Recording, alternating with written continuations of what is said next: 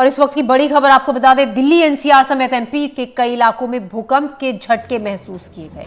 भूकंप के झटकों से काफी देर तक लोगों ने महसूस किए। दिल्ली एमपी में 6.2 तीव्रता का भूकंप लोगों ने महसूस किया और घरों और दफ्तरों से निकलकर बाहर आए लोग। हम आपको बता रहे हैं करीब 2:45 के आसपास 2:53 के आसपास भूकंप के झटके लोगों ने महसूस किए।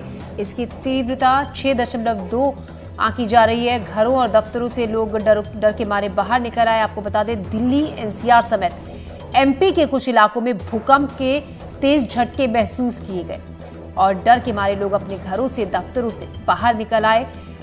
इसकी तीव्रता मापी जा रही है 6.2 और भूकंप का केंद्र बताया जा रहा है नेपाल। भूकंप की तीव्रता 6.2। दिल्ली एनसीआर समेत एमपी में भूकंप के झटके महसूस किए गए। नेपाल में कांडा के पास भूकंप का केंद्र बताया जा रहा है।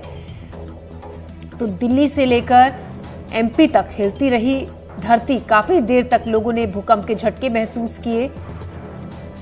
रिक्टर स्केल पर भूकंप की तीव्रता 6.2 आंकी गई है। और अक्सर जब भूकंप के झटके लोग महसूस करते हैं, जिस तरीके से लोग डर के मारे घरों से बाहर निकल आते हैं, काफी देर तक घरों के बाहर ही लोग रहे क्योंकि बहुत तेज झटके लोगों ने महसूस किए और काफी देर तक ये झटके महसूस हुए।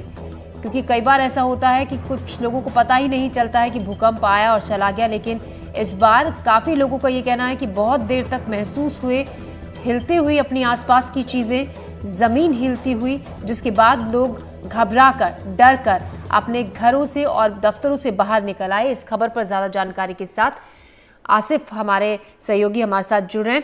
आसिफ, काफी देर तक लोगों ने भूकंप के झटके महसूस किए, क्या खबर आपके पास?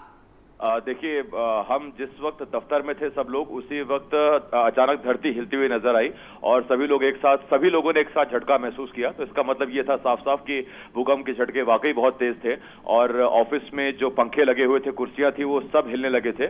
और उसके बाद एक कौतूहल का विषय जरूर बन गया था। और इसी बीच खबर ये भी आई कि सिर्फ दिल्ली एनसीआर में नहीं बल्कि उत्तर भारत के कई इलाकों में भूकंप के झटके महसूस किए गए। मध्य प्रदेश का उत्तरी जो इलाका है, ग्वालियर, चंबल, बुंदेलखंड, वहां से भी भूकंप के खबरों की अभी खबर आ रही है। और अभी शुरुआती तौर पर यह बताया जा रहा है कि नेपाल में शायद इस भूकंप का केंद्र रहा है। जैसे जैसे वक्त बीतेगा उसके बाद सिस्मोलॉजी और जो बाकी विभाग है सरकार के, वो ज्यादा बेहतर साफ कर पाएंगे कि भूकंप का एपिसेंटर कहां था, कहां से ये हुआ। लेकिन शुरुआती तौर पर बताया जा रहा है कि भूकंप तेज झटके वाला भूकंप था। 6.2 रिक्टर पैमाने पर इसकी तीव्रता बताई जा रही है। जी आसिफ, जैसे कि आपने कहा भी, देखिए भूकंप कई बार ऐसा होता है कि बहुत से लोगों को पता ही नहीं चलता है, महसूस नहीं होता है, एहसास नहीं होता है, लेकिन इस बार बहुत से लोगों ने, और जैसा आप बता रहे हैं कि सभी को महसूस हुई और काफी देर तक आसपास की चीजें हिलती हुई नजर आई।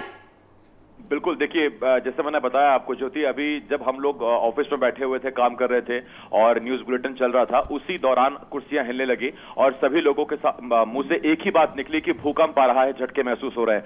सभी ने झटके महसूस किए। जो जहां खड़ा था वो हिलने लगा, जो बैठा हुआ था उसकी कुर्सी हिल रही थी। 6.2 एक तीव्र भूकंप माना जाएगा इसे रिक्टर पैमाने पर। और अभी शुरुआती तौर पर जैसे मैंने बताया आपको कि नेपाल के एपिसेंटर में खबर आ रही है। और मध्य प्रदेश, छत्तीसगढ़ के लिहाज से खबर यह है कि उत्तरी मध्य प्रदेश यानी कि जो पूरा इलाका, जैसे मैंने आपको बताया कि बुंदेलखंड का इलाका है, ग्वालियर चंबल का इलाका है, और इसके साथ साथ आसपास के और जिले उत्तर प्रदेश में भी कई जगह फिलहाल भूकंप की खबरें आ रही हैं। लेकिन शुरुआती तौर पर अभी कोई नुकसान की खबर तो नहीं है। लेकिन और उम्मीद भी करते हैं, दुआ भी करते हैं कि कोई नुकसान इससे ना हुआ हो। लेकिन 6.2 वाकई हिलाने वाला भूकंप था। जी आसिफ, अगला सवाल मेरा यही था कि कोई जान माल की नुकसान की तो कोई खबर नहीं है फिलहाल। रात की बात यह है कि अभी तक ऐसी कोई खबर नहीं आई है।